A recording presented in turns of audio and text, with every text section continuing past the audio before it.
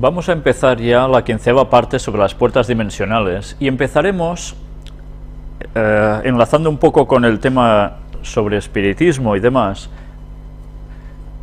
un artículo extraído o unos escritos extraídos del libro Primeros Escritos, que son las primeras visiones que tuvo Ellen White y que fueron plasmadas en varios manuscritos, luego recopilados en este libro.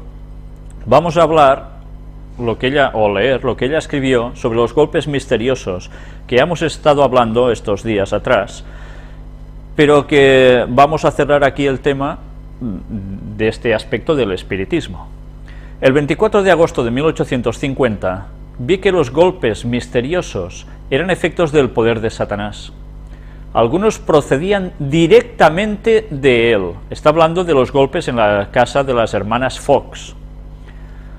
O sea, que Satanás mismo se tomó la molestia de ir personalmente a hacer esto para iniciar el espiritismo moderno, Y otros indirectamente, por medio de sus agentes, pero todos dimanaban de Satanás. O sea que había Satanás y sus ángeles caídos, o algunos de ellos allí, haciendo estos golpecitos.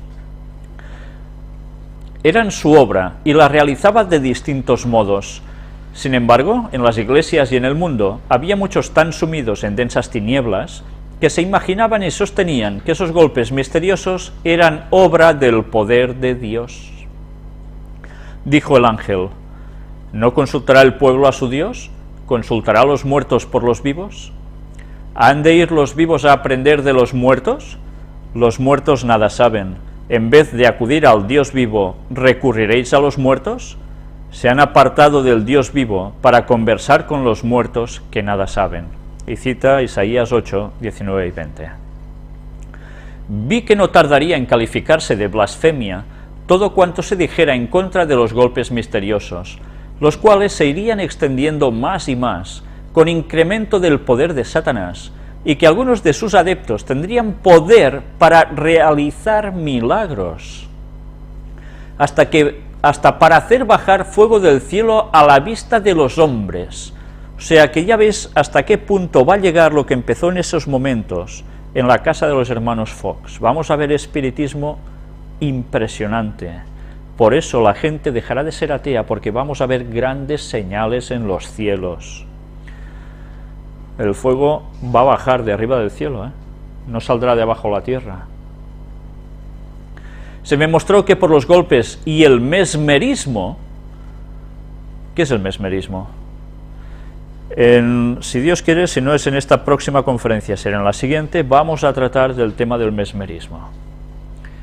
Se me mostró que por los golpes y el mesmerismo, estos magos modernos explicarían aún todos los milagros hechos por nuestro Señor Jesucristo, y que muchos creerían que todas las obras poderosas que hizo el Hijo de Dios cuando estuvo en la tierra, fueron hechas por este mismo poder.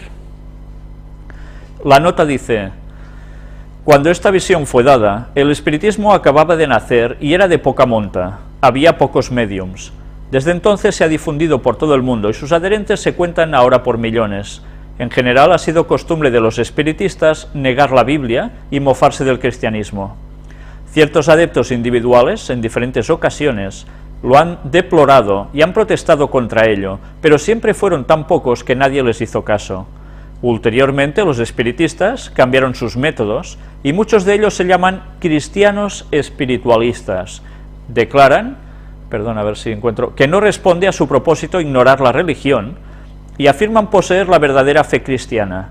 Si se tiene en cuenta también que muchos clérigos eminentes simpatizan con el espiritismo, vemos ahora que el camino está abierto para el pleno cumplimiento de esta predicción dada en 1850. Léanse también las declaraciones de la autora, de Ellen White, en la página 86 de este mismo libro. Volvamos atrás al texto. Se me recordó el tiempo de Moisés, y vi las señales y prodigios que Dios obró por su medio delante de Faraón, la mayoría de los cuales fueron imitados por los magos de Egipto, y se me mostró que precisamente antes de la liberación final de los santos, Dios obraría poderosamente para su pueblo, y que a estos magos modernos se les permitiría que imitasen la obra de Dios. ¿Qué nos está diciendo aquí? Que el pueblo de Dios antes del regreso de Jesús, del auténtico, la segunda venida, va a obrar milagros como antaño. ¿Sabéis cuando los discípulos se fue Jesús? reciben el Espíritu Santo y obran grandes milagros, así se registra. Pues al fin del tiempo, en lo que es conocido como la lluvia tardía, ellos recibieron el Espíritu Santo como la lluvia temprana, en el fin del tiempo va a ser la lluvia tardía, el pueblo de Dios va a recibir esta gran dosis de poder, no innato en ellos, sino porque el Espíritu de Dios se va a derramar muy fuertemente y va a obrar grandes milagros a través de su pueblo. Pero Satanás, ¿qué va a hacer? Va a utilizar a estos magos espiritistas modernos para crear exactamente una imitación de la obra de Dios. Y la gente, cuando vea milagros en ambos bandos, no se podrán hacer un esquema claro, decir, ostras, estos tienen la verdad porque hacen milagros, porque estarán en los dos lados. Entonces, ¿a qué van a recurrir? Y nosotros mismos, ¿a qué vamos a recurrir? Solo hay una opción, el texto bíblico. O sabemos lo que nos dicen las Escrituras y los testimonios del Espíritu de Profecía a través de Ellen White, o estaremos totalmente caídos en el engaño satánico. Por eso no va a haber ateos al fin de la historia. Todo el mundo va a creer en algo por fuerza, ante evidencias. Pronto llegará ese tiempo, y habremos de asirnos firmemente del fuerte brazo de Jehová, porque todos los prodigios y las grandes señales del diablo tienen por finalidad engañar y vencer al pueblo de Dios. A los demás ya los tiene. Por tanto, ¿para quién va a hacer todo este trabajito? Para derrotar al pueblo de Dios, engañarlo. Esa es la base siempre de Satanás, engañar al pueblo de Dios. Nuestra mente debe estar fija en Dios y no debemos experimentar el temor que tienen los impíos, es decir, no hemos de temer lo que ellos temen, ni reverenciar lo que ellos reverencian, sino ser esforzados y valientes en pro de la verdad. Si nuestros ojos se abrieran, veríamos en nuestro derredor a los ángeles malignos, tramando alguna nueva manera de dañarnos y destruirnos. Pero también veríamos a los ángeles de Dios, que con su poder nos amparan, porque el ojo vigilante de Dios está siempre sobre Israel para el bien, y Él protegerá y salvará a su pueblo, si éste confía en Él. El ojo de Jehová, no el ojo de la pirámide del símbolo Illuminati, es otra cuestión. Pero ya veis siempre el paralelismo entre las cosas de Dios y cómo Satanás siempre va cogiendo lo mismo. Pero ya veis la guerra espiritual que hay a nuestro alrededor y nosotros tantas veces ni nos enteramos. Si se abriera este velo, se corriese ese velo delante de nuestros ojos, estaríamos viendo cómo se lucha por nuestra persona. Impresionante, ¿eh? Cuando el enemigo irrumpa como una inundación, el Espíritu del Señor enarbolará un estandarte contra él. Por tanto, Satanás irrumpirá como una inundación, ¿eh? Una inundación arrasa, ¿eh? Es imparable. Pues Dios hará, el Espíritu del Señor hará que se levanten estandartes contra Satanás. Pero claro, si no es luchar contra marea y ya está, o viento y marea, es luchar contra, ¿qué? Una inundación. Casi nada, ¿eh? Menos mal que Dios nos ayudará. Dijo el ángel, recuerda que estás en terreno encantado. Y esto se lo dijo el ángel a Ellen White, estás en terreno encantado. ¿Qué quería decir con esto? ¿Que ella estaba en medio de una sesión de espiritismo, acaso? No. Le estaba diciendo que donde nosotros estamos es terreno encantado, porque Satanás está dominando este mundo tanto como puede, y los ángeles caídos no paran de intentar hacer todo lo peor para nosotros. Ese es el terreno encantado de Satanás. ¿Qué quiere decir esto? Pues que a través de sus encantos, de todo lo que hemos venido expresando en estas 14 conferencias anteriores de puertas dimensionales hasta ahora, tantos temas distintos y variados, tantas teclas que toca el pulpo de Satanás, esos tentáculos que llegan a tantas partes distintas que a veces ni pensábamos, todo es terreno encantado de Satanás. Y un encanto que hace sobre uno, lo emboba, lo cautiva, cual canto de sirena, ¿no? Vi que debemos vigilar y ponernos la armadura completa, embrazando el escudo de la fe para permanecer en pie y para que no nos dañen los ígneos dardos del maligno. Pues bien, hasta aquí ha llegado el apartado dedicado al espiritismo tradicional que hemos venido mostrando, pero ahora vamos a volver a algo que dijimos casi al final, si no recuerdo mal, de la conferencia anterior, y que estuvimos hablando sobre extraterrestres.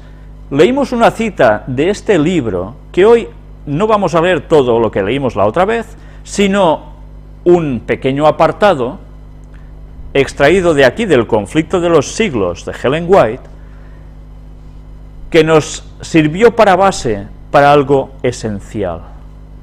El texto en cuestión, extraído de la página 612, decía, y sigue diciendo: pero la Biblia declara que los espíritus, como solía llamar a los visitantes de otros mundos, así se solía llamar a los visitantes de otros mundos, son espíritus de demonios, decía ella.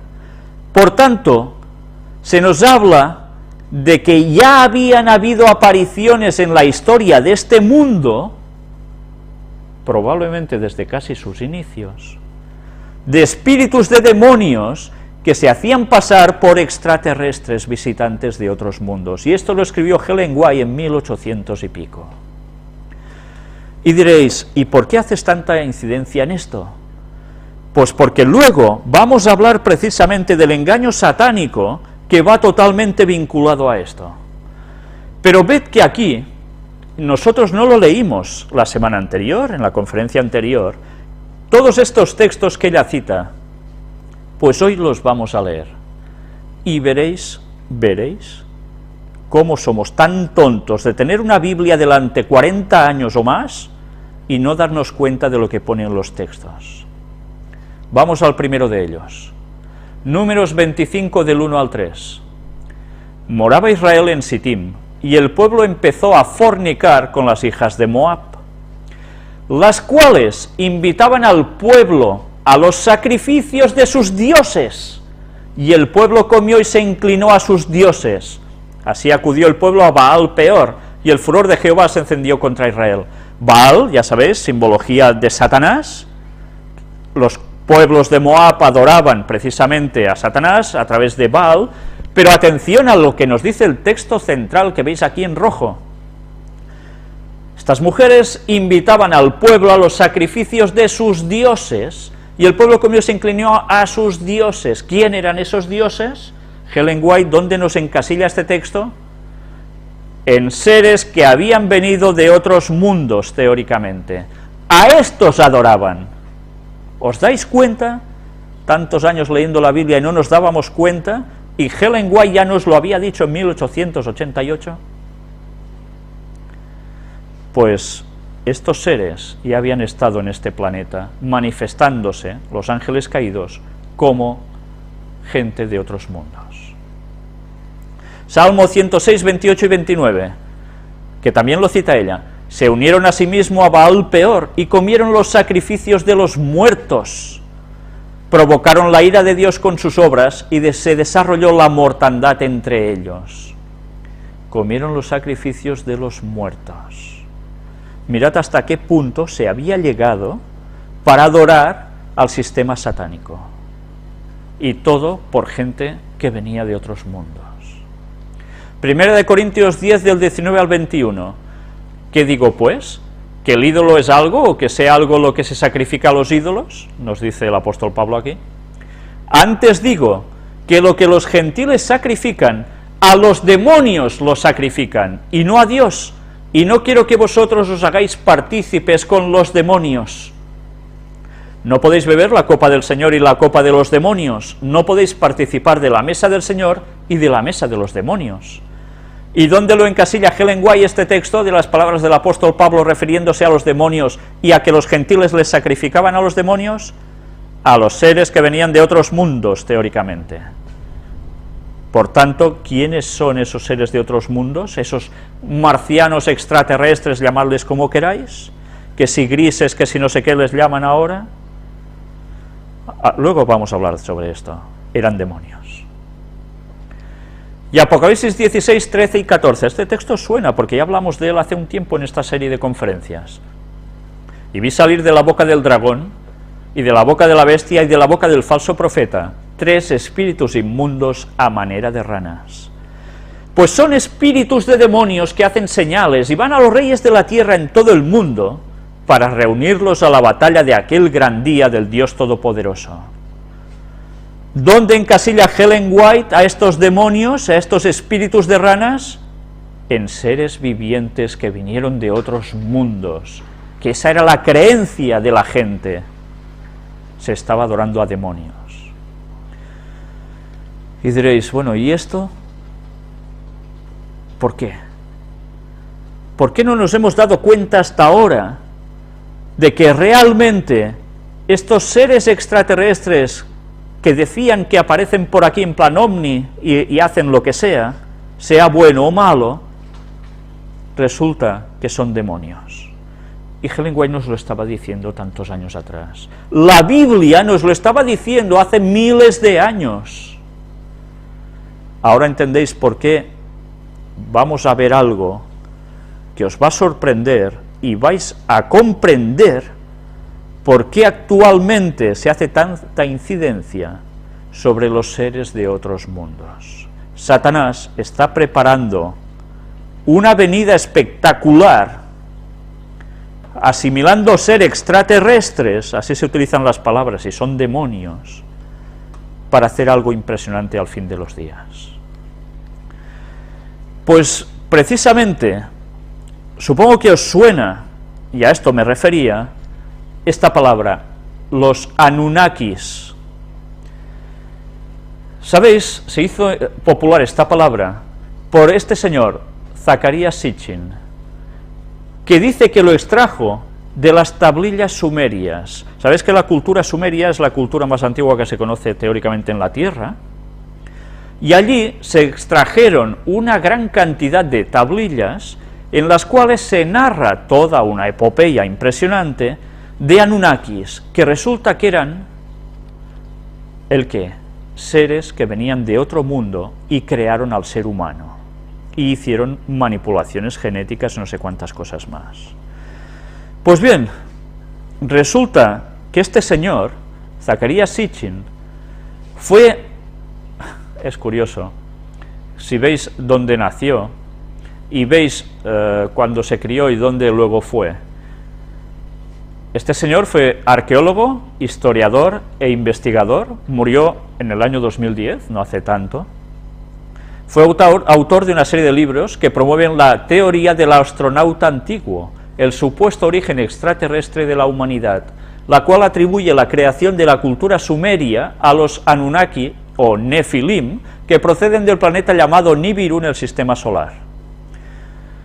Afirmó que la mitología sumeria refleja este punto de vista, contrariamente sus especulaciones han sido descartadas por bastantes científicos, historiadores y arqueólogos, que están en desacuerdo tanto en su traducción de textos antiguos como en su comprensión de la física. Por tanto, este señor dijo que se basaba en esas tablillas sumerias para sacar estas conclusiones, pero tiene una contraparte de gente, científicas, historiadores, arqueólogos, que niegan que esas tablillas digan realmente todo esto tal como él lo está explicando, ¿no? Este señor nació en Bakú, Azerbaiyán, pero resulta que su origen, ¿de dónde es? Judío. Bueno, diréis, bueno, ¿y qué? ¿Qué pasa? ¿Porque sea judío tiene que ser algo malo? Vais a ver, una vez más, una extraña vinculación entre ciertos judíos que no quieren creer ni de casualidad en Dios, tal como lo creemos los cristianos, con Jesús de Nazaret, etcétera, etcétera, como Dios, con algo que venimos diciendo tantísimas veces desde la conferencia número 1, cierta vinculación con ciertos poderes. Pues bien, aquí tenéis toda la explicación, más o menos, de lo que se habla en estas crónicas de la Tierra, y vamos a ver, precisamente, un vídeo donde se habla de este señor, aparece su nombre allí y se explica, teóricamente, para quién trabaja este señor. ¿Sabéis? Es un vídeo hecho en entrevista a Leo Zagami. Este señor Leo Zagami dice él que es un ex Illuminati. ¿Sabéis? Hay gente que duda de que realmente sea un ex Illuminati, pero ¿sabéis? Realmente cuando uno va mirando todo lo que él va comentando, te das cuenta que este señor sabe muchas cosas y no dice tantas tonterías como muchos creen que dice. La verdad es que llega a dar unos datos realmente tremendos en muchas cosas y que coinciden perfectamente con lo que nosotros sabemos. Pero veréis cómo incluso habla aquí de Zecharia Sitchin y nos va a mostrar, según su criterio, lo que este señor es. Pero no va a terminar todo aquí, luego nosotros seguiremos tirando del hilo. Vamos a ver ahora este vídeo que está subtitulado al español y, bueno, no sé si iros leyéndolo, creo que más o menos las letras grandes se verán bien, supongo que prácticamente todo el mundo podrá verlo, porque no quiero hacer una mezcla de voces. Vamos a pasar automáticamente ahora a este vídeo. Antes de ver la filmación, recordemos que es una entrevista que tiene 3 partes, nosotros pasamos, si no recuerdo mal, la del medio, toda es bastante interesante. Y bien, como recuerdo que hay personas que dicen que tienen bastantes problemas visuales para poder leer lo que pone en pantalla, y este señor habla, siendo italiano, un inglés un poco despacio, pues aprovecharemos para poder ir leyendo mientras él va hablando y así todo el mundo lo podrá entender. Vamos a ver cómo es una entrevista, que el único momento en que se va a disparar un poco todo es precisamente cuando esta señora interviene haciéndoos la pregunta, ¿vale? Vamos a ello. ¿O es el Papa Negro? Primero tenemos que dividir el poder en poder temporal y poder espiritual, ¿bien? Pero la cuestión es que estas dos cosas están vinculadas, como las dos llaves, o como las dos águilas mirando para uno y otro lado, como en el símbolo masónico grado 33. Estas son las oposiciones mirándose una a la otra, pero aún así vinculadas. Y obviamente el Papa siempre estuvo vinculado con el emperador. Así que si el emperador de hoy es el presidente de los Estados Unidos, que aún está debajo del Papa, porque la bendición espiritual proviene del Papa. El Papa, en realidad, el Papa es un hombre muy viejo. ¿Él está realmente a cargo o es otra persona? Tenemos al Papa, luego tenemos a los jesuitas. Mucha gente dice, ¿los jesuitas están a cargo? Los jesuitas han estado a cargo durante muchos años del servicio secreto del Vaticano. ¿Tú conoces a estas personas? Sí, tengo fotos, si quieres, con cabeza de jesuita del Departamento de Diálogo Interreligioso Jesuita. ¿Cuál es tu agenda? De hecho, recientemente he sido acusado en Internet de ser un agente jesuita. Porque hay fotos mías con señores jesuitas. Ahora el asunto es, ¿por qué tengo esas fotos? Porque estuve involucrado en el diálogo interreligioso y recientemente, en mayo pasado, participé en una reunión de diálogo interreligioso aquí en Oslo, donde hubo un señor jesuita, el cual es Thomas Michael, y para la gente es extraño que los enemigos puedan reunirse. Bien, yo lo critiqué delante de él, pero aún así nos reunimos. No necesitamos andar con armas por ahí dando disparos, debe haber un nivel de diálogo por encima de todo, inclusive entre enemigos. Y esto ha sucedido siempre desde el principio de los tiempos. Ahora, si la oposición es un solo tipo como Alex Jones gritando con un micrófono a un edificio, bueno, esa es una oposición muy estúpida para mí, lo siento. La oposición debe ser una oposición constructiva, debemos proponer algunas alternativas. Discutir algunas posibilidades. ¿Qué alternativas sugerirías? ¿Cuál es tu visión o cuál sería tu visión? ¿Cómo se diferencia de la de los jesuitas? ¿Una visión del mundo? ¿Un camino espiritual diferente? ¿Una ocupación diferente? ¿Una preocupación diferente? Dinos, ¿cómo te diferencias de ellos? Seguro. Bueno, mi intención es dar a conocer hoy, esta noche, o cuando sea que veas este vídeo, un par de cosas que podrán impresionarte.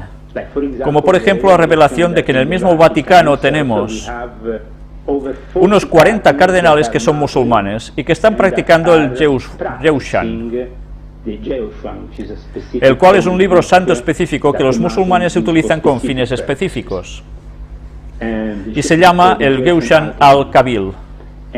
Y este libro fue dejado a los descendientes de Mahoma con un propósito específico, que también lleva al final de los tiempos. ¿Cuál es el propósito? Poder controlar ese mal, esas fuerzas malignas que, por ejemplo, la mayoría, por desgracia, las practican en el Vaticano con misas negras, con la evocación de ciertas entidades y con el uso de estos demonios. Ahora la gente puede decir, ¿cómo es posible que el Papa esté evocando demonios? Bueno, si tomas un poquito de lecciones de historia y vas y estudias la historia del Vaticano, encontrarás que desde el Papa Ratti hasta muchos otros papas en el Vaticano han practicado la magia,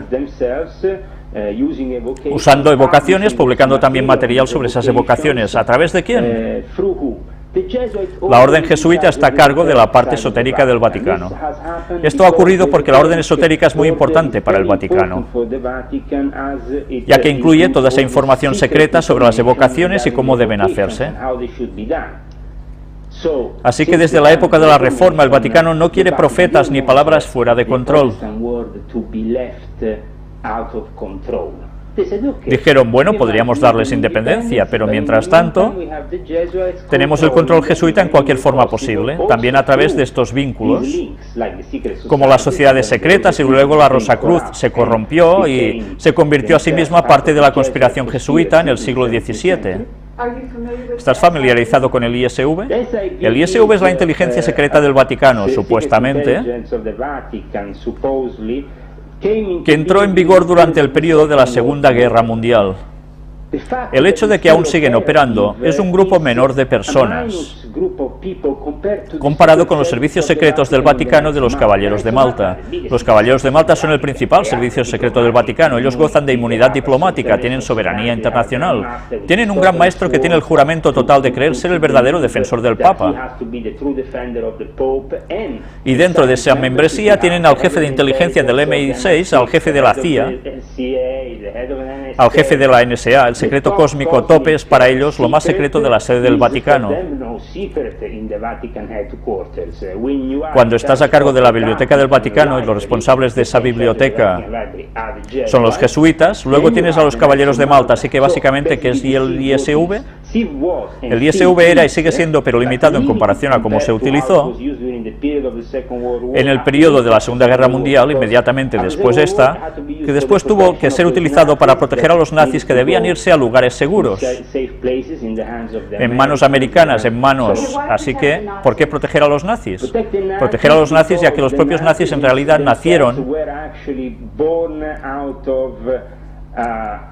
de una conspiración, por así decirlo, para crear a Adolf Hitler y asegurarse de que fue hecho de la forma en que lo hicieron para poder reclamar el Estado de Israel. Todo planeado para que al final de los tiempos los judíos puedan tener sus tierras, como lo figuraban en las antiguas profecías, así que todo debe funcionar de esa manera. Así que los Caballeros de Malta, como dije, son la cabeza de inteligencia operativa en el campo militar, los jesuitas en el campo de la información y la desinformación. Ahora, ¿qué pasa con el ISV? El ISV, como dije, en los últimos 50 años no ha sido muy utilizado. Pero algunas veces entra en acción. Aunque el hecho de que has conocido a miembros del ISV, he conocido miembros de la inteligencia del Vaticano, incluyendo el ISV. El ISV en sí mismo es algo que se ha utilizado en tiempos de emergencia, ¿de acuerdo? Y me gustaría decir también que, por desgracia, hoy en día, la desinformación proviene de la sede de los jesuitas. Esta información surge cuando Zacarías Sitchin se conoce en el año 2000 en Bellaria con Conrado Balducci. Zacarías Sitchin también es invitado por el Papa Juan Pablo II, visita en secreto al Papa en el Vaticano, toma instrucciones de él para escribir ese montón de basura, el cual es el libro del fin de los tiempos, el cual salió últimamente. ¿Estás diciendo que a Zacarías Sitchin se le dijo que escribiera este libro y se le instruyó sobre qué escribir? Zecharia Sitchin fue de hecho instruido porque no puede decir la verdad. Este tipo está difundiendo desinformación deliberada porque no puede revelar en realidad la verdad sin causarle problemas a su causa, la causa sionista, la causa que el Vaticano ha abrazado. ¿Estás diciendo que Zecharia Sitchin es miembro de qué? ¿De los Illuminati?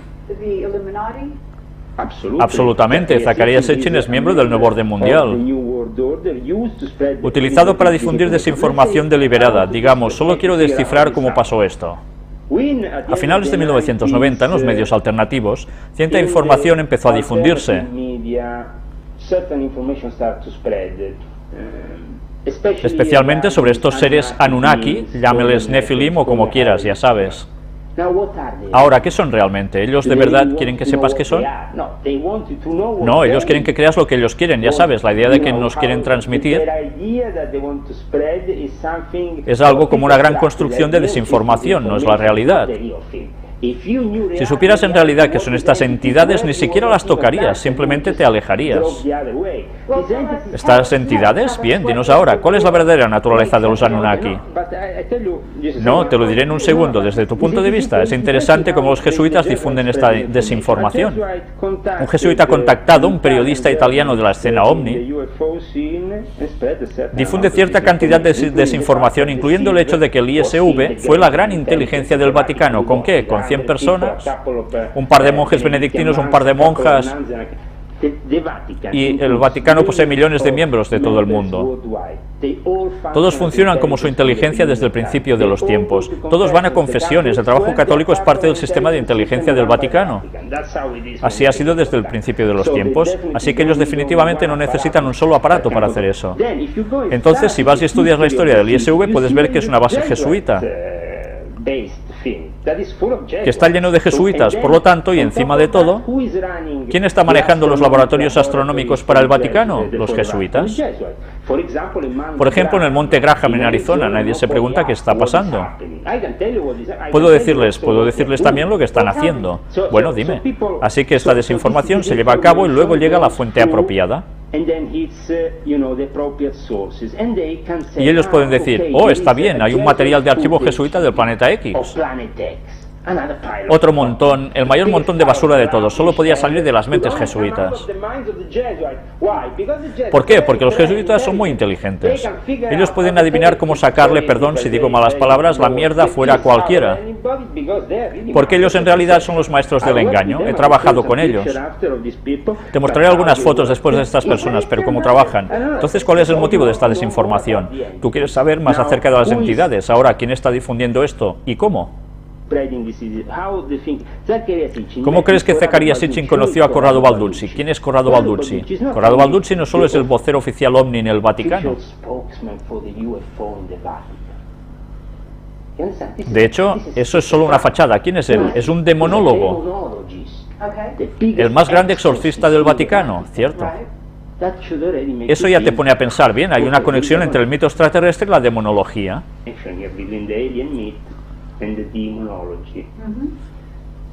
Ahora encontramos también que esta conexión está mucho más viva cuando la mayoría que esparce esta desinformación relacionada con los seres extraterrestres han estado desde los tiempos de Aleister Crowley y sus seguidores, los seguidores de Hubbard o lo que sea. Pero esta gente ha estado esparciendo desinformación deliberadamente. Pero hasta cierto punto Hubbard sabía la verdad, así como Crowley, porque ellos se dijeron... Digo, fue Crowley quien dijo, les llamaban dioses, luego les llamaron ángeles. En 50 años los vamos a llamar de otra manera. Mostró la imagen del Cordero, la cual fue la primera imagen que se asemejó a un extraterrestre. Se trata de genios. En el Islam los llamamos genios, jinns. Pero con cualquier otro nombre, ¿de qué estamos hablando? ¿Hablamos de espíritus? ¿Hablamos de un demonio que no es otra cosa más que un ser espiritual? ¿Un ser que tal vez no es incorporado en el mundo material? No, se puede incorporar, lo que pasa es que hay un cierto grado de malentendido. Bien, déjenme decirles exactamente lo que son los ovnis. OVNI, ser no identificado, ¿bien?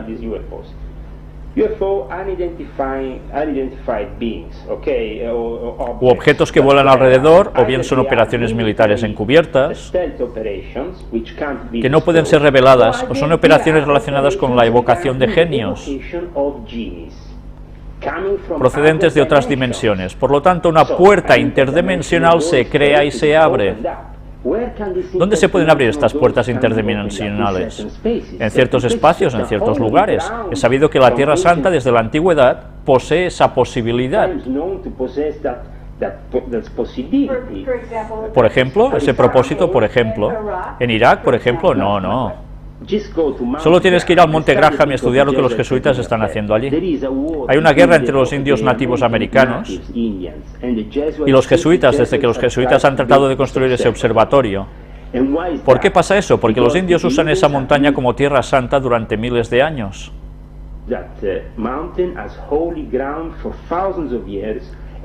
Y hay una entidad específica viviendo en la cima de esa montaña, pero de otra dimensión. Cuando se desee, se puede traer esta dimensión y evocarle, lo que los jesuitas quieren hacer. Al tiempo que acusan a los indios americanos, son los paganos. ¿Qué nos están haciendo? Debemos hacer ciencia, observar las estrellas. Pura basura. ¿Qué están haciendo? Ellos sí están observando las estrellas y los planetas. ¿Por qué? Porque siempre debe reflejar arriba abajo, ya sabes, la regla de la tabla de Hermes.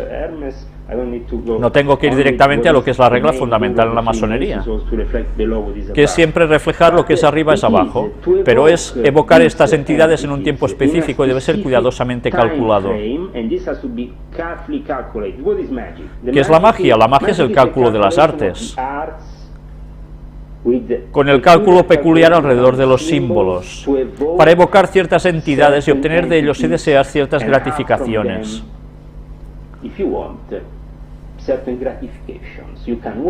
Puedes trabajar con ellos. Yo, por ejemplo, te contaré una historia, que es una historia familiar de un pariente de mi mujer, de hecho, creo que es su tío o su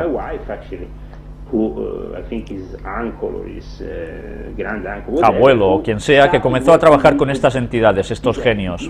¿Por qué? Porque él tenía un pequeño, ¿cómo le dicen? Un pequeño rancho de estilo americano.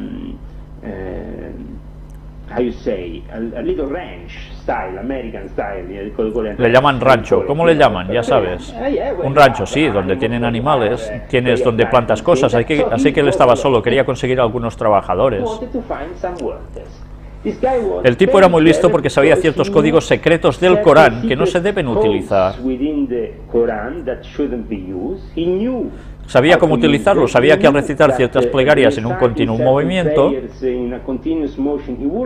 se evocan ciertas presencias y eventualmente llegó a un acuerdo con ellos. Y trabajaban para él en la noche, en los campos, haciendo todo el trabajo de campo. Muchos estadounidenses dirán, wow, me gustaría tener esto en mi granja, ya sabes. Podría tener un par de estos genios trabajando para mí. Pero eso significa tener que amarrarse a esas entidades. Ese tipo tuvo que vender su alma. Más que eso, él fue esclavizado por esas fuerzas por el resto de su vida. De hecho, tenía que recitar continuamente esas plegarias y luego no recitarlas en ciertos momentos, y lo que sea, de otro modo él tendría para sí mismo un desastre. Y entonces, bien, hablemos de ti, por ejemplo. Y estas entidades también hacen lo mismo, lo que los estadounidenses llaman abducciones. He encontrado informes de pueblos de Oriente Medio, muchos pueblos de Oriente Medio, de abducciones, pero no encontrarás investigadores de Estados Unidos que digan, es un ovni. No vas a encontrar nada. En cambio, estas entidades han aparecido, se han manifestado. No solo se llevan a la gente a su dimensión, a su propio reino.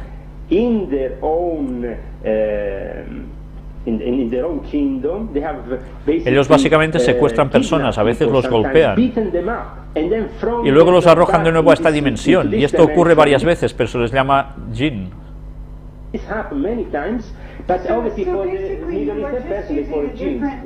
Usas un lenguaje diferente para tratar estas entidades. ¿Qué importa cómo les llamemos?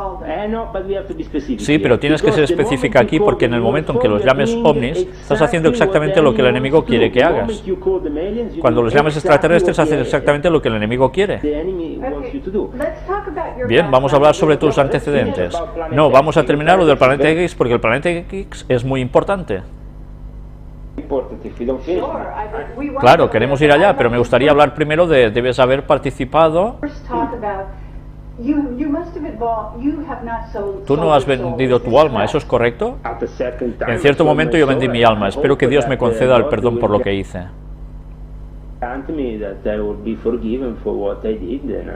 Y seré capaz de... ¿Por qué hiciste vocación? Tú debes hacer esto, ¿te consideras un maestro en este momento? Eres un masón grado 33.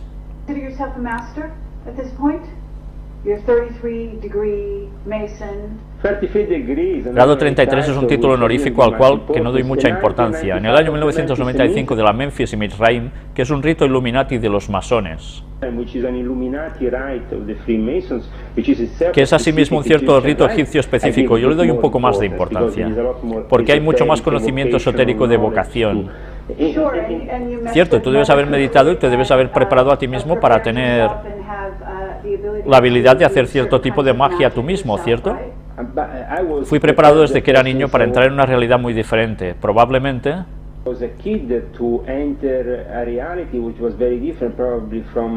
a la realidad corriente. Mi abuela inglesa se llamaba Felicity Mason, más conocida en la escena como Heinz Cumming, por escribir un libro llamado El hábito del amor. Ella fue un miembro de grado muy alto en los Illuminati. Ella me dio el primer libro de Aleister Crowley como regalo cuando tenía 11 años. Fue el libro de Todd, y por su parte de ella muchas más cosas. Tuvo amigos increíbles. Puedes revisar en internet, amigos de Felicity Mason fueron Brian Gysin y William Burroughs. William Burroughs fue uno de sus mejores amigos. He conocido gente increíble, desde los Pet Shop Boys hasta Sting, todos los cantantes, músicos de rock y al mismo tiempo también escritores muy de vanguardia. Conocí a Brian Gysin en persona más de una vez, me lo encontré también cuando yo era... Claro, pero puedes hacer magia y no ser una mala persona, ¿no es así? El problema no, esa es la cuestión. Por desgracia he descubierto después de tantos años, y tengo que decir que este es el resultado final de mis estudios, que si deseas permanecer en el reino mágico y respetar a Dios y todo el resto, digo, la magia existe, puedes permanecer en el reino mágico, pero no debes mover nada, ni llegar a ser parte activa de este porque es peligroso. Está prohibido hacer cualquier tipo de magia en mi nueva religión, la cual es el Islam, la cual he abrazado. Está prohibido porque es demasiado peligroso. Así que también aconsejaría a las personas que están entrando en el escenario New Age, donde hacen muchas de estas prácticas espirituales que de alguna manera es engañosa, y la mayoría de ellos también están manipulados por los jesuitas de siempre, como el hexagrama. Ahora es todo el asunto presentado por Gurdjieff, pero si vas y estudias quién está lidiando con el sistema ahora, quién está detrás del sistema ahora, verás a los jesuitas de siempre. El hecho de que los jesuitas estén incluso en el movimiento New Age no es reconocido por los New Age, pero deben despertar. Si esta información de los extraterrestres y el camino del planeta X, o lo que sea esta práctica espiritual, viene filtrado para ellos, es porque hay una razón. Ellos no quieren que percibas el problema real, la verdadera realidad. ¿Cuál es la verdadera realidad entonces? La verdadera realidad es que estamos definitivamente en una constante lucha entre ángeles y demonios, entre los iblis malignos, quienes representan el lado malvado, y Dios.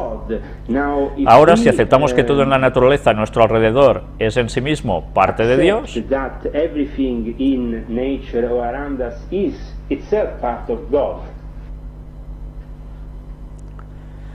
bien, habéis visto que Leo Zagami dice cosas tremendas en este trozo. Os recomiendo toda la entrevista. Y os habéis dado cuenta que él dice que después de pasar de ser un ex Illuminati se pasó al Islam. Algunos dicen de que si es porque allí sigue haciendo un poco su labor, otros porque lo ha abrazado con sinceridad y otros que es un impostor total, ¿no? Sea como fuere, dice una cantidad de cosas que para nada están equivocadas. Habéis visto cómo habla de unos jesuitas en un observatorio. Recordemos y veremos también más adelante un vídeo donde vimos cómo los jesuitas fueron los que precisamente sacaron el tema ovni, extraterrestre, que iban a venir, y etcétera, etcétera. Pero bien, dice tantas cosas que son muy difíciles de resumir en un momento. Si os habéis fijado, nos habla mucho de esas puertas dimensionales, de que incluso hay otro libro, otros escritos, aparte del Corán, que ellos también estudian, y que incluso en el Corán, es curioso, ver que dicen de que hay unas frases que diciéndolas repetitivamente, etcétera, etcétera, lo único que se consigue, pues, ¿qué es? Invocar. Démonos cuenta, como tanto en un lado como en el otro, sea en cualquier ámbito, el tipo de invocaciones a los demonios, que en este caso él llama jinns, son genios, también. Esto a mí me hace pensar bastante. ¿Recordáis, por ejemplo, los típicos relatos de Alí Baba y los 40 ladrones y la lámpara de Aladino, que frotando salía un genio? Bueno, pues en definitiva todo esto estaba basado en demonología. Qué cosas, ¿eh? Después de los años se van entendiendo mejor las cosas, ¿eh? Pues bien, sea como fuere, ya habéis visto de que detrás de todo este movimiento extraterrestre, en verdad están los demonios, y él mismo aquí lo está diciendo. Nosotros lo hemos venido presentando en varias conferencias ya, desde distintos ámbitos. Pero, ¿sabéis? Antes hemos dicho que seguiríamos tirando del hilo de Zecharia Sitchin. Él lo ha denunciado como un agente Illuminati, que trabaja para el Nuevo Orden Mundial, o trabajaba porque ya falleció, y que obedecía órdenes ¿de quién? Del Vaticano. Pues bien, vamos a seguir tirando del hilo sobre Zecharia Sitchin, y vamos a ver precisamente cómo Sitchin pertenecía a órdenes masónicas. Vamos a ver un vídeo sumamente corto, pero sumamente gráfico. Vamos a entrarlo.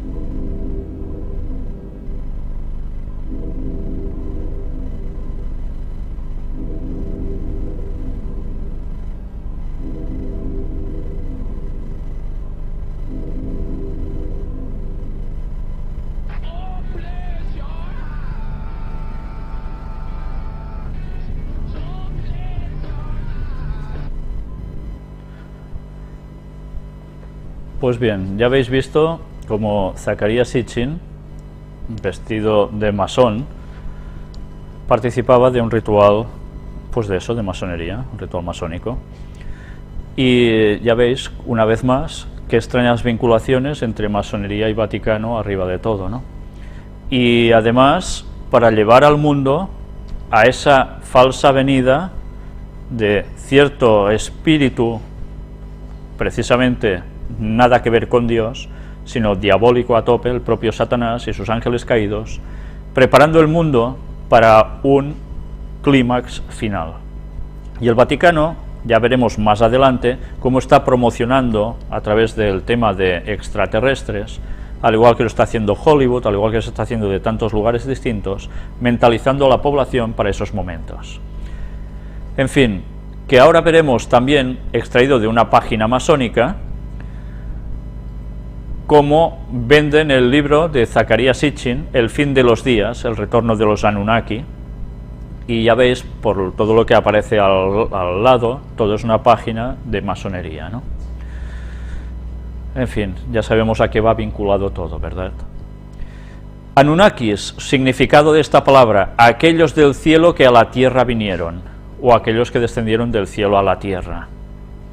Mirad lo curioso que es, según ellos, lo que ponen las tablillas sumerias. Ellen White nos lo había dicho. Durante épocas pasadas, Satanás y sus ángeles caídos simularon ya estas cosas. Imaginaos qué apariciones deberían hacer ya en esos tiempos con toda esta gente para que verdaderamente pensaran que venían gente de otros mundos, y qué historias les contaron de que estos nos llegaron incluso a formar, a crear. Y eso está plasmado en historias, en tablillas. Pero no solo en Sumeria. Mirad también qué sucede en las culturas de la Latinoamérica. Sabéis que se apareció también un personaje, ¿no? Un tal Quetzalcóatl. ¿Lo recordáis? Se dice de que fue un hombre rubio, blanco, alto, barbado y de grandes conocimientos científicos que enseñó a los pobladores de lo que hoy es México a labrar los metales, orfebrería, lapidaría, astrología, etc. Aunque jamás se llegó a saber su nacionalidad y su procedencia. Cuéntase que habiendo bebido el suave Neutel, pulque, se emborrachó y cometió actos bochornosos, después de lo cual decidió marcharse para siempre tomando el rumbo del Golfo de México o Mar de las Turquesas, dice aquí. En un suicidio ceremonial al cual le acompañaban 4 mancebos, sus discípulos, se hundió para siempre, renaciendo como la estrella de la mañana. ¿Recordáis la estrella de la mañana? ¿A quién se le asigna? Tanto a Jesús, pero también ¿a quién? A Satanás. Y posteriormente adoptando el nombre de Quetzalcóatl, que quiere decir serpiente emplumada o serpiente de plumaje hermoso. ¿Creéis que si fuese Jesús el que hiciese esto, se aparecería como una serpiente emplumada? ¿Quién era la serpiente que volaba en el relato del Génesis? Era una serpiente, sí, pero ¿quién se poseyó de esa serpiente? Satanás. ¿Y quién le quedó la simbología del reptil? Pues a él. Los mayas adoptaron a este personaje como deidad, pues hasta allá llevó sus conocimientos y su cultura pasmosa, colocándole el nombre de Kukulcán, que quiere decir lo mismo, serpiente emplumada, o Botán, que debe haber sido su nombre real, y recibieron de él las más sabias enseñanzas, tanto religiosas como políticas y artísticas. Ahora comprenderemos que realmente no era una persona la que apareció por allí dando vueltas y se fue a otro lugar, porque otros relatos no lo cuentan como aquí lo cuentan, sino que alguien apareció de algún lugar como serpiente emplumada, les dio unos conocimientos impresionantes y luego se acabó. Lo mismo que aparece en las tablitas sumerias en otro continente. ¿Qué quiere decir esto?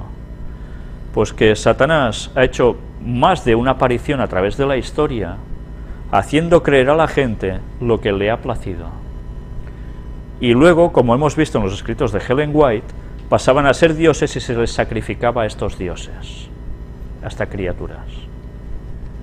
Ahora entendemos todo mucho mejor, ¿verdad?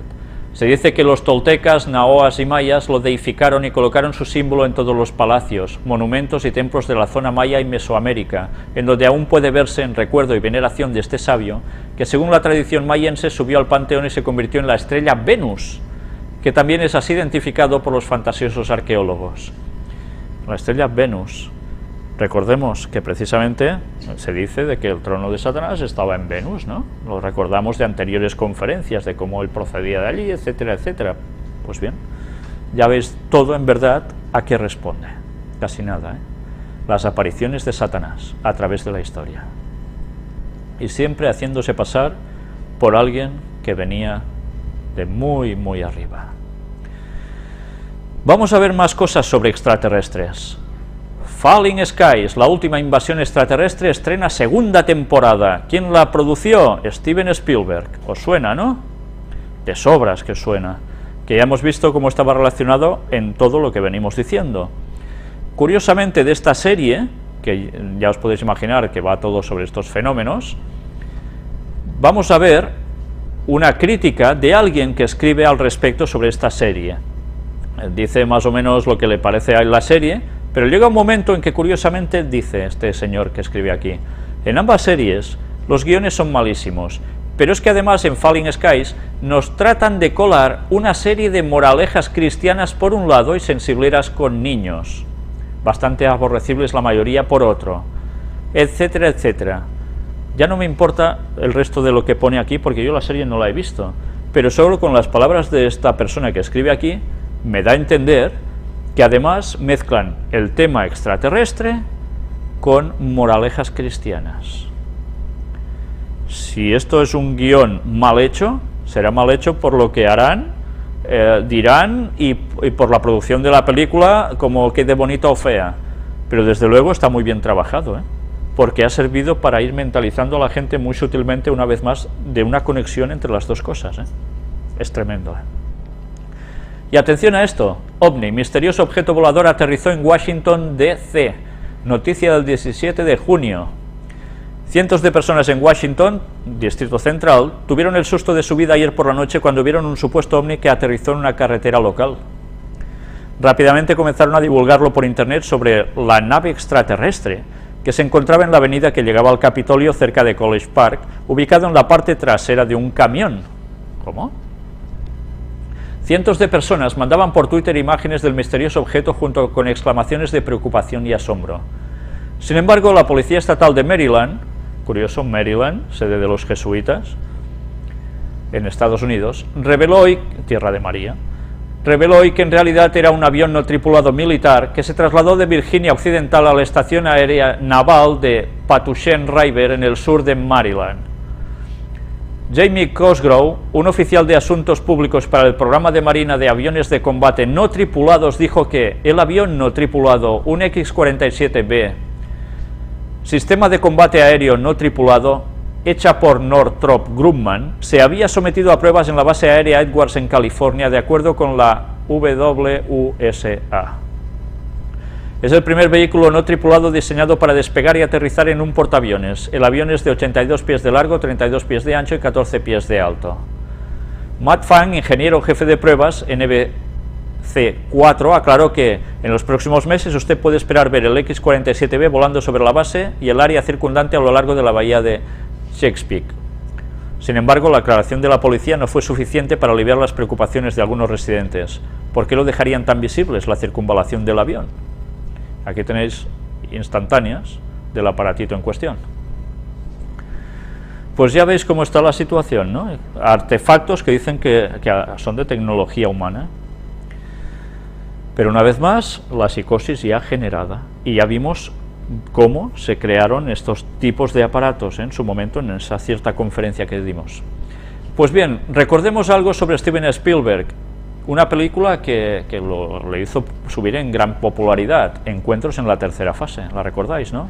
Yo recuerdo que era un niño cuando salió, debería tener yo 12 años quizás, o 13, como mucho, y fue una película que causó mucho impacto, sobre todo porque además, como se lo saben hacer muy bien, sacaron una melodía tito, tito, ¿vale? ¿Para qué? Ahora, después de tantos años, uno se va dando cuenta para qué servían esas tonterías, teóricamente, que vendían mucho, pero en verdad que era una forma de invocación para que llegaran ellos, ¿entendéis? A través de los sonidos, como decía Leo Sagami, a través de ciertas formas de entonar y etcétera, etcétera, repetir algo, patam, se invocaba, se abría puerta dimensional, se llamaba a demonios. Pues eso ya era la forma en que desde esos años, y muchos años atrás también, se estaba trabajando ya para que nuestras mentes empezaran a percibir el mundo de los seres que venían de otros planetas para hacer algo con nosotros, para interactuar. Curiosamente, en el juego de cartas Imbo, que tantas veces hemos mostrado aquí, en una ampliación hubo también, pues esto, abducciones a través de aliens. Y bien, aquí hay la explicación de lo que pone la carta.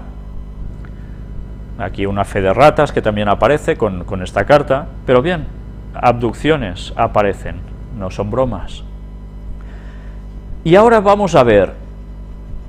¿Recordáis que estuvimos hablando de que hay momentos en el sueño de las personas por la noche, a ciertas horas muy concretas, que las personas a veces percibían que se despertaban y notaban sensaciones extrañas en unas horas bastante concretas de la noche. Hay una etapa del sueño de nuestras mentes que ellas están más sensibles porque cambian de una serie de frecuencias. Y es el momento en que parece ser que alguien puede trabajar en nuestra mente de un modo muy claro. Sabéis, hemos venido presentando que Satanás se puede poner en nuestros sueños, ¿vale?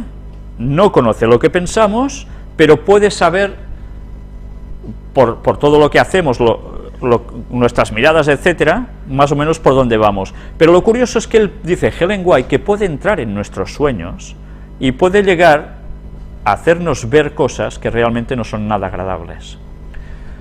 O, sencillamente, a manipular nuestra mente para hacernos creer cosas que en verdad no están sucediendo y que parecen totalmente reales. O cosas que están sucediendo y desde una perspectiva suya, que sucede fuera de nuestro cuerpo, lo pone en nuestra mente. ¿Por qué os digo esto? Más adelante lo veréis. Pero recordemos que Satanás no hace otra cosa que copiar lo que Dios también puede hacer. ¿Cuándo son muchas veces que los profetas escriben? ¿A través de qué? De que han sido inspirados a través de sueños. Recordemos un par de textos bíblicos. Job, capítulo 33, versículos del 14 al 17. No son palabras de Job, son palabras de Eliú, uno de esos compañeros y amigos de Job, que en vez de darle ánimos, precisamente le eran una tortura, pero dice unas palabras muy interesantes. Sin embargo, en una o en dos maneras habla Dios, pero el hombre no entiende. Por sueño, en visión nocturna, cuando el sueño cae sobre los hombres, cuando se adormecen sobre el lecho, entonces revela al oído de los hombres y les señala su consejo, para quitar al hombre de su obra y apartar del varón la soberbia. Según Eliú, él tenía muy claro, y parecía que todos ya lo sabían, que en el momento del sueño, en ciertos momentos de ese sueño, Dios susurraba cosas a nuestro oído para que comprendiéramos cosas, nos hablaba en sueños. Mateo 13, del 24 al 28 y versículo 39, son palabras de Jesús, una parábola. Le refirió otra parábola diciendo, el reino de los cielos es semejante a un hombre que sembró buena semilla en su campo, pero mientras dormían los hombres, vino su enemigo y sembró cizaña entre el trigo y se fue. Y cuando salió la hierba y dio fruto, entonces apareció también la cizaña. Vinieron entonces los siervos del padre de familia y le dijeron, Señor, ¿no sembraste buena semilla en tu campo? ¿De dónde pues tiene cizaña? Él les dijo, un enemigo ha hecho esto. Y los siervos le dijeron, ¿quieres pues que vayamos y la arranquemos? Y él dice, no, porque juntamente con una cosa quitaríamos la otra, ¿no? Esperemos hasta el final, ¿no? En el versículo 39 dice, el enemigo que la sembró es el diablo, la siega es el fin del siglo y los segadores son los ángeles. Jesús está explicando aquí una profecía,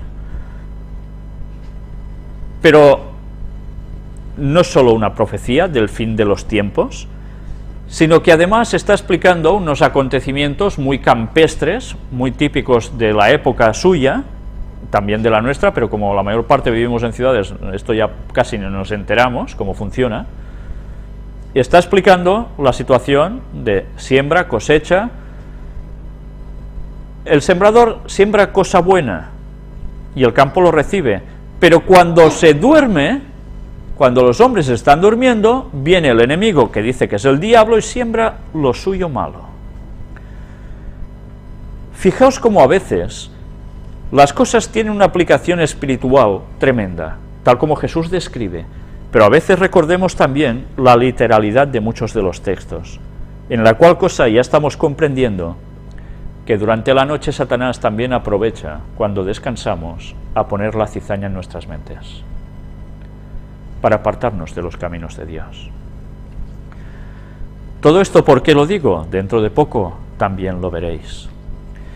Pero, mientras tanto, ha habido una noticia muy curiosa sobre ciencia. ¿Recordáis que estuvimos hablando de unos ciertos números considerados como mágicos, ¿no? El número áureo descubierto en el útero. Un ginecólogo belga encuentra por primera vez la divina proporción, ¿os recordáis del famoso número pi y una h por ahí? ¿Sí? ¿Vale? En las entrañas de las mujeres que están en su edad más fértil. ¿Sabéis entre qué edad es precisamente eso? Dice que las dimensiones del útero se acercan a 1,6, aproximación muy cercana al número áureo. ¿Y entre qué edad sucede eso en las mujeres? Entre los 16 y los 20 años, cuando las mujeres están mejor preparadas para parir. Sí, parece mentira, ¿eh? ¿Cómo tan jovencillas y tienen que tener los niños ahora, en esos momentos, etcétera? Pues bien, la misma naturaleza, creación de Dios, parece ser que enseña cuándo son los mejores momentos para que una mujer en verdad tenga hijos. Cuando son jóvenes.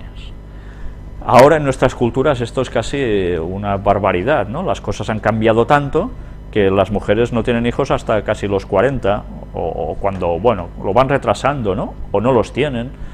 Pero cuando todo funcionaba más natural de como funcionamos en nuestra sociedad actualmente, y la gente maduraba bastante más antes de lo que maduramos nosotros ahora, incluso mentalmente, pues ya veis, Dios también trabajó con ese gran número de la serie Fibonacci, que se llama, la recordáis que estuvimos tratando aquí, ¿eh? Es curioso. Pues bien, sigamos avanzando. Era una noticia que encontré muy curioso para demostrar una vez más cómo Dios en la naturaleza ha hecho grandes cosas y verdaderamente los números son importantes. Y tal como lo sabe Dios, evidentemente lo sabe Satanás. Meditación y reencarnación. Mirad esta contraportada de La Vanguardia, donde ya veis que últimamente se prodiga mucho en hablar de estos temas, de los que tratamos aquí, y que a nosotros la verdad nos van de perlas para sacar ciertas conclusiones. Juan Manzanera, psicólogo y exmonje budista. Tengo 54 años, nací en Valencia y vivo en Madrid. Soy psicólogo clínico. He sido monje budista durante 12 años. Estoy soltero, no tengo hijos. Política, las personas. Creo solo en lo que funciona. La meditación, esa gran tecnología de la felicidad. El gran enemigo es el miedo. Ya veis, la meditación igual la felicidad. Y Osel me preguntó, ¿tú, Juan, cuánto me quieres? ¿Os suena el nombre de Osel? ¿No? Ahora veréis quién era Osel y quién sigue siendo Osel, supongo. El artículo decía, felicidad callada. Un viejo amigo me habla de Manzanera, al que considera un bodhisattva, es decir, un maestro de la compasión. La verdad es que transmite serenidad y alegría. Ya no es monje budista. Ser monje budista fue un episodio de su aprendizaje que no se detiene. Me insiste en que la meditación no se aprende en libros, es una práctica, un modo de ejercitar la mente en la atención y la lucidez. Me asegura que las experiencias y preguntas en talleres de meditación le han enseñado más que sus años de monacato. Y que el objetivo de la meditación es claro, es posible sufrir menos y con más serenidad. Lo cuenta en Meditación, la felicidad callada.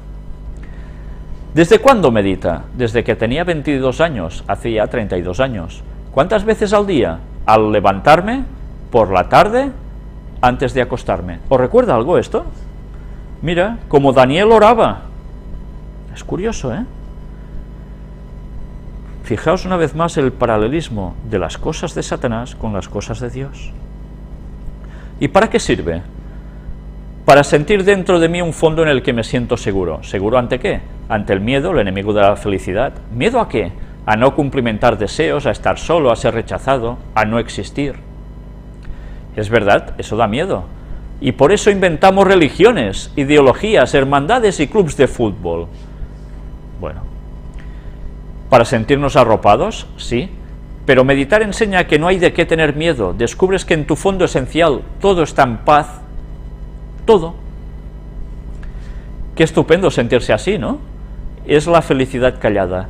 No depende de comprar o tener cosas, la llevas dentro, y la meditación te ayuda a recordarla. ¿Es la meditación una tecnología de la felicidad, pues? Sí, te ayuda a ser lo que eres en tu fondo. Se conoce desde antes del budismo, hace miles de años, y la ciencia ratifica que funciona. Mirad una vez más cómo están enlazando ciencia con espiritismo, ¿eh? Dijimos que eso sucedería y está sucediendo. ¿Cómo opera este método? Enseñándote a focalizar la atención. ¿Focalizarla en qué? En vez de hacerlo en lo que nos provoca sufrimiento, ansiedad o depresión, se trata de focalizar la atención en lo que proporciona serenidad, satisfacción y plenitud. ¿Es fácil? Si perseveras, en menos de un año notarás los efectos benéficos. ¿Me garantiza felicidad? Si padeces una depresión, aprenderás a no identificarte con tu depresión. ¿Cuál es la clave de la felicidad? Dan la pista los estudios de la psicóloga Laura King. ¿La recordáis? Estuvimos mostrando cosas de esta señora hace muy poco tiempo. Todo va relacionado con lo mismo, ¿eh? Lee menos libros de autoayuda y ayuda más a otros. Es la clave. ¿Por qué? Es el modo de salir de uno mismo. Estar demasiado atento a tu ego, pendiente de uno mismo, es un atajo a la infelicidad. ¿Está diciendo tonterías? No, está diciendo verdades. ¿Cómo llegué usted a la meditación? Aprobé todas las asignaturas de primero de ingeniería, algo muy difícil, pero en segundo curso me sobrevino una crisis galopante. ¿Qué pasó? Un amigo que terminaba la carrera cayó en depresión e intentó suicidarse. Me pregunté, ¿para qué todo este esfuerzo? ¿Encontró respuesta? No. Me colgué una mochila y me lancé al camino por Europa recogiendo fruta. Al cabo de año y pico así, decidí irme a India. ¿Qué buscaba allí? Llevaba 2 años moviéndome, buscando un sentido a todo. Y al llegar a un monasterio cerca de Katmandú me detuve. Sentí que allí podía encontrar un sentido. ¿En qué se basó? En la serenidad del Lama Yeshe y el Lama Zopa. Me enseñaron a meditar. Volví a España y viví en la única comunidad budista que había. Les traje al primer lama y luego me ordené monje budista en India. ¿Conoció al Dalai Lama? Sí, su sola presencia es transformadora. ¿Será que no hemos mostrado ya cosas del Dalai Lama, ¿En qué se parecen el monje cristiano y el budista? En la austeridad, en el celibato, en el estudio, en la oración. Y el monje budista indaga acerca de qué es la realidad y medita. ¿Y qué le aportó ser monje budista? Ahondar en el conocimiento de mi esencia. ¿Cómo se alcanza eso? ¿Qué hay en ti que siempre está? La vida. Muy bien, esa es la experiencia perenne, siempre está. Puedes decirte, soy la vida. ¿Sí? ¿Nosotros somos la vida? Yo recuerdo las palabras de Jesús que dice, yo soy el camino, la verdad y la vida. Por tanto, nosotros no somos la vida, nosotros nos da vida Dios, que es muy distinto. Yo no soy yo. ¿Qué es yo? Trasciéndelo, está la vida. ¿Ya ves? O sea, una trascendencia mucho más allá de todo, ¿Ha vencido el miedo a la muerte? Es el cuerpo el que tiene miedo a morir. Sentiré miedo si me identifico con mi cuerpo, pero si no siento que morir es volver a casa. O sea, ¿te mueres y vuelves a casa? A eso le llamo yo espiritismo. ¿Le ayudó el Lama Yeshe? Mucho. Cuando murió, se reencarnó en el pequeño Lama Osel Ita. ¿Tampoco suena esto? No hablo de una reencarnación, que ya sabemos que es espiritismo puro y falso, sino del pequeño Lama Osel Ita. ¿Quién es? Aquel niño de la Alpujarra granadina. Entre una serie de campanas reconoció la del Lama Yeshe. Fui su preceptor en India. ¿Recordáis un niño que nació en Granada, en la Alpujarra? Muy pequeñito, que iba rapadito de cabeza y que decían que era la reencarnación de un lama. ¿No lo recordáis? Incluso se hizo un anuncio de Citroën, de la marca de coches Citroën, donde aparecía un niño vestido de Buda, así de lama, y que levantaba de repente los 2 dedos en signo de victoria. O sea que encima lo que hacían era signo masónico, ¿no? Pues bien, resulta que él era el que estaba instruyendo a este niño para ser lama. ¿Qué edad tenía el niño? Unos 6 años. Era muy normal, juguetón, yo le hacía estudiar, disciplinarse. ¿Qué ha sido de Osel? De adulto lo dejó todo. Estudió cine, vive en España y hace años que no nos vemos. Pues gracias a Dios, si lo ha mandado todo a la porra. Gracias a Dios. Ojalá sea así. ¿Y qué hizo usted? Siendo niño, el Lama Osel me preguntó un buen día algo que me descolocó. que me cambió mi paradigma de monje, que le preguntó: tú, Juan, ¿cuánto me quieres? ¿Y? No supe contestarle, nunca nadie me había preguntado eso en toda mi vida de monje. 2 años después colgué los hábitos. ¿Y eso? Sentí que me había estancado. ¿Y qué hace ahora?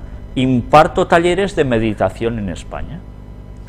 ¿Cuál es la enseñanza primordial?